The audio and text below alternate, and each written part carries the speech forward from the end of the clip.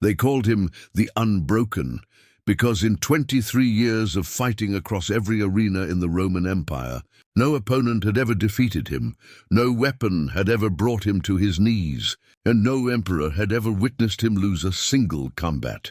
Hey friends, welcome. I'm Marcus. Another incredible gladiator story for you today. Let me know where you're watching from, and please hit that subscribe button. Let's get started. Titus Aurelius Invictus had won 743 consecutive victories, a record so extraordinary that Roman historians documented his battles as if they were mythological events. At 38 years old, he had become more than a gladiator. He had become a living legend, a symbol of Roman invincibility that emperors used to demonstrate the empire's superiority. But what none of those cheering crowds knew was that their undefeated champion was about to deliberately lose his first fight, throwing away decades of perfect victory, sacrificing his legendary status and risking execution by the emperor, all to save the life of a nameless, pregnant washerwoman who was being dragged toward certain death in the arena while carrying an innocent child in her womb. The woman who would end Titus's perfect record had no name that anyone bothered to remember. The arena guards simply called her the pregnant washerwoman when they threw her into the holding cells beneath the Colosseum, barely conscious from the beating she had received during her arrest. At 24 years old, Livia had spent her entire adult life washing clothes in the Tiber River, scrubbing rich people's garments from dawn until dusk, to earn barely enough coins to buy bread and rent a tiny room in Rome's poorest district. She had never committed a crime, never harmed another soul, and her only mistake had been defending herself against a powerful man's violence. Her nightmare had begun 3 days earlier when a wealthy merchant's son, drunk and entitled, had cornered her while she worked alone by the river at dawn. When she fought back against his attempt to rape her, scratching his face and screaming for help until other washerwomen came running, he had beaten her viciously before fleeing. But the merchant's family was connected to senators and magistrates, so within hours they had fabricated a story claiming that Livia had attacked their innocent son and tried to rob him of his jewelry, despite being 6 months pregnant and covered in bruises from the merchant's son's fists. Livia had been arrested, dragged before a corrupt magistrate who had already been paid to deliver the verdict the merchant family wanted, and sentenced to death in the arena without even the pretense of a fair trial. The crowd enjoys watching criminals get what they deserve, the magistrate had said while signing her death warrant. A pregnant thief dying in the sand sends a strong message about Roman justice. The execution is scheduled for tomorrow's games. The 3 days Livia had spent in the holding cells had been an eternity of terror and pain. Her body ached from the beating. Her unborn child had stopped moving as much as before, and she knew with absolute certainty that both she and her baby were going to die in the most brutal way imaginable for a crime she had never committed. The guards had told her she would be thrown unarmed into the arena during the morning executions, expected to run and scream and die for the entertainment of thousands of spectators who would never know or care that she was innocent. Titus had woken that morning, expecting another routine day of maintaining his legendary status. He trained with his usual intensity, ate the precise meals his massive body required, and prepared mentally for the afternoon's main event, where he was scheduled to fight 4 armed criminals simultaneously. It was meant to be another demonstration of Roman superiority, another effortless victory to add to his perfect record, another day of being the empire's greatest symbol of invincibility. But as Titus walked through the underground passages beneath the Colosseum toward the Gladiator preparation area, he heard something that stopped him completely. A woman's voice, weak and terrified, singing a lullaby. Following the sound, he discovered Livia huddled in a dark cell, one hand pressed protectively against her swollen belly, singing softly to her unborn child through tears that streamed down her bruised face. The song was one his own mother had sung to him as a small boy in Germania. before Roman soldiers had destroyed his village and forced him into slavery 25 years ago. If you enjoy these gladiator stories, subscribe to the channel. We share new stories every day. Do you think true strength means protecting the defenseless even when it costs you everything? Tell us what you think in the comments. Why are you singing? Titus asked quietly, his usually commanding voice softened by confusion and something deeper he could not identify. Livia looked up, her swollen face showing fresh bruises, her eyes red from crying, and for a moment she simply stared at the legendary gladiator who had somehow appeared at her cell door like a vision. "Because my baby deserves to hear his mother's voice at least once before we both die," she whispered. "Even if I'm terrified, even if all I can give him is a song in the darkness, he deserves to know he was loved." Those words struck Titus like a physical blow. In 23 years of watching thousands of condemned prisoners face death in the arena, he had never encountered anyone who showed such tender love in their final moments. Most screamed curses at the gods, begged pathetically for mercy that would never come, or simply wept in animalistic terror. But this woman, beaten and broken and sentenced to die with her innocent child, was using her last strength to sing a lullaby. The pure courage and gentleness of that act shattered something fundamental in his understanding of what true strength meant. "What crime did you commit to deserve this?" he asked, though his warrior's instincts already sensed the answer. "No crime at all, my lord," Livia replied, her voice trembling. "A rich man's son tried to force himself on me while I worked at the river. I fought back and scratched his face. His family has money and power, so they convinced a magistrate I was the criminal. Now my baby and I will die because I refuse to let myself be violated. We'll be thrown to the lions in an hour, and I'll spend my last moments watching my child be torn apart before they kill me too." Rage unlike anything Titus had felt in decades burned through his chest, the kind of white-hot fury that had once fueled his deadliest battles. This was not justice. This was not Roman honor.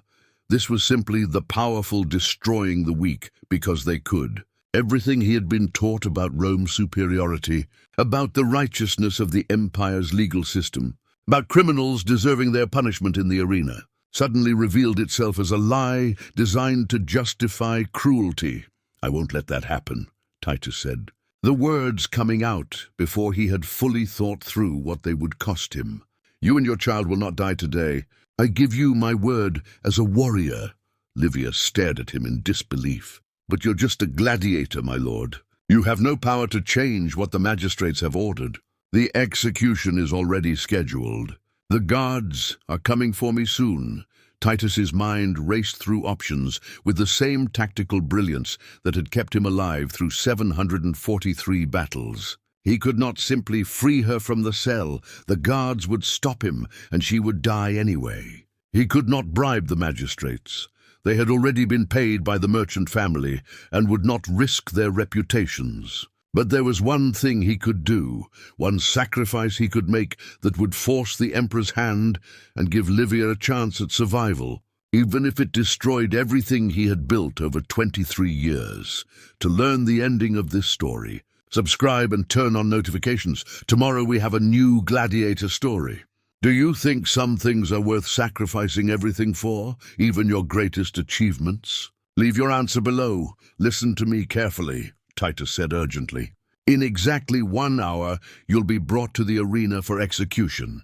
But I'm scheduled to fight in the main event immediately after the morning executions. When they bring you out, I want you to run toward the gladiator entrance gate instead of trying to flee the animals or executioners. Run as fast as you can toward where I'll be waiting. Do you understand? Livia nodded, confused but desperate enough to trust this legendary warrior who seemed to care whether she lived or died. What Titus did next shocked everyone who witnessed it. From the lowest arena, slave to Emperor Antoninus Pius himself, watching from the imperial box. When Livia was dragged into the arena pregnant and terrified, with 2 armed executioners preparing to chase her down and kill her for the crowd's entertainment, Titus suddenly burst through the gladiator entrance gate wearing full armor and carrying his weapons. "Stop!"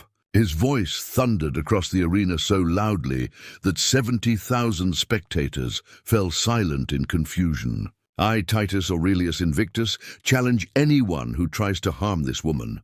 She is under my protection, and I will defend her with my life. The crowd erupted in chaos, some cheering at this unexpected drama, others shouting in confusion about what was happening, while the emperor's advisors frantically tried to understand what the empire's greatest gladiator thought he was doing.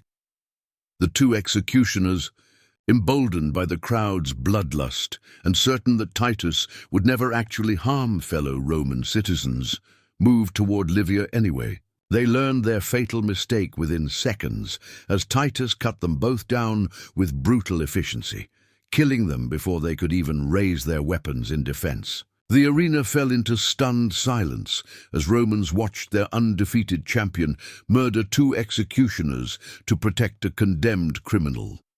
Emperor Antoninus Pius stood from his throne, his face purple with rage at this unprecedented defiance of Roman justice. Titus Aurelius Invictus, you have interfered with lawful execution and murdered Roman citizens. Explain yourself immediately or face death for treason.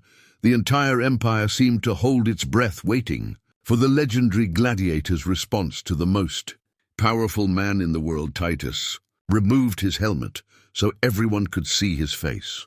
Clearly as he spoke, "This woman is innocent, my emperor. She was condemned not for any crime, but because she defended herself against rape by a wealthy coward whose family bought a corrupt magistrate's verdict. She carries an innocent child who deserves the chance to live. I have spent 23 years killing men in this arena to demonstrate Roman power and justice. But if Roman justice means murdering innocent pregnant women to protect rich criminals, then I will not serve it for one more day." The crowd's reaction split instantly between those who saw Titus as a traitor who deserved execution and those who recognized the moral courage in his stand. The emperor faced an impossible choice: execute his greatest champion and martyr him for defending an innocent woman, or pardon them both and admit that Rome's justice system was corrupt. Before Antoninus could decide, Titus made the choice even harder. This channel is full of gladiator stories. Subscribe so you don't miss any. Do you believe one person's courage can expose injustice and force systems to change? Write it in the comments. "I offer you a trade, my emperor," Titus called out. "I will fight whoever you choose, facing any odds you set in one final battle. If I win, this woman and her child go free with full pardons and compensation for what was done to them. If I lose, you get what you've never had before, my first and final defeat, the end of my perfect record, and my death in the arena. Either way, Rome gets an unforgettable spectacle." The emperor saw the political brilliance of this offer immediately. If Titus won against impossible odds, Antoninus could pardon the woman and look merciful while still getting an incredible show. If Titus lost, Rome would witness the fall of its greatest legend. "Very well," the emperor declared. "Titus Aurelius Invictus will face 10 of our finest gladiators simultaneously. No armor, only a sword and shield. If he survives, the woman goes free. If he falls, she dies with him, and his legendary name dies in disgrace." The crowd roared its approval at this unprecedented spectacle as 10 veteran gladiators entered the arena, all of them eager for the fame of being among those who finally defeated the Unbroken. The battle that followed became the most famous fight in Roman history. Titus fought with skill and ferocity that seemed superhuman, cutting down opponents with efficiency that had defined his entire career. But fighting 10 trained killers without armor was beyond even his legendary abilities. Within minutes, he had killed 6 of them, but taken devastating wounds that would have dropped a normal man. Blood poured from cuts across his chest, arms, and legs. His movements slowed. His breathing became labored.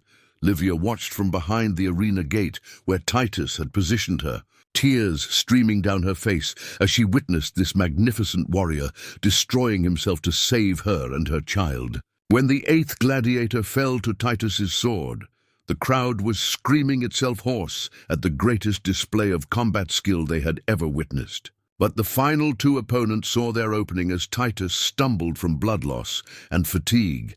They struck simultaneously from both sides, their swords finding vital targets. Titus fell to his knees in the sand, his perfect record finally broken, his undefeated status finally ended. But with his last strength, as the two gladiators raised their weapons for the killing blow, Titus threw his sword with perfect accuracy through one opponent's throat and used his shield to smash the other's skull. He had won, but at the cost of mortal wounds that no physician could heal. The emperor, moved by courage he had never witnessed before, immediately pardoned Livia and granted her full citizenship, compensation, and imperial protection. As physicians carried the dying Titus from the arena, Livia ran to him, falling to her knees beside his broken body. "Why?" she sobbed. "Why would you give up everything, your perfect record, your legendary status, your very life for someone like me?" Titus looked up at her with eyes that were already fading, but his voice was strong and clear. "Because 23 years of victories meant nothing if I couldn't use my strength to protect someone who truly needed it. Because your love for your unborn child showed me what real courage looks like.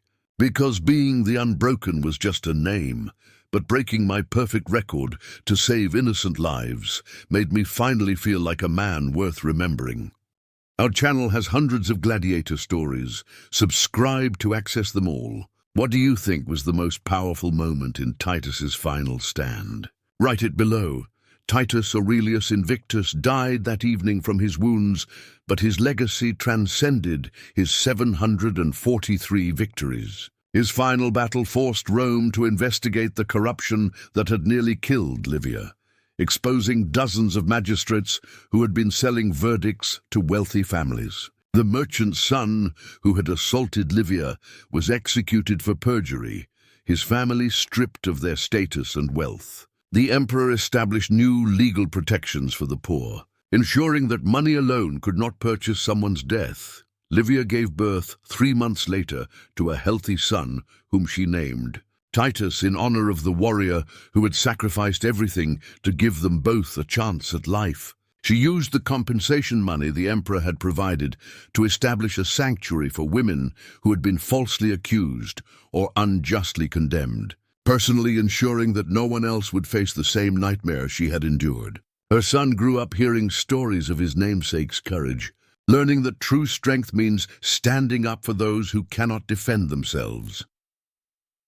The legend of Titus's final battle spread throughout the empire, inspiring countless others to question unjust laws and stand against corruption even when it was dangerous to do so. Poets wrote verses about the gladiator who proved that losing with honor meant more than winning without it. Philosophers debated whether his 743 victories mattered as much as his one deliberate defeat. Mothers told their children about the warrior who showed that protecting the innocent was worth more than any amount of glory. Years later, when people spoke of Titus Aurelius Invictus, they no longer called him the Unbroken because he had been defeated.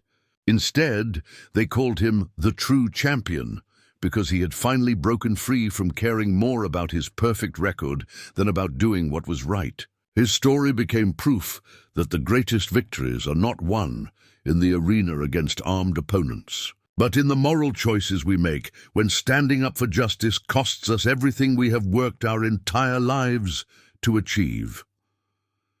Livia lived to be 70 years old, and until her final day, she kept a small statue of Titus in her home, carved by the finest artist in Rome and paid for with money she had saved coin by coin over decades. The inscription read, "To the warrior who showed me that some things are worth more than life itself, and that true strength is measured not by victories won, but by innocence protected." If you enjoyed this story, subscribe and hit the bell. We have new gladiator stories every day.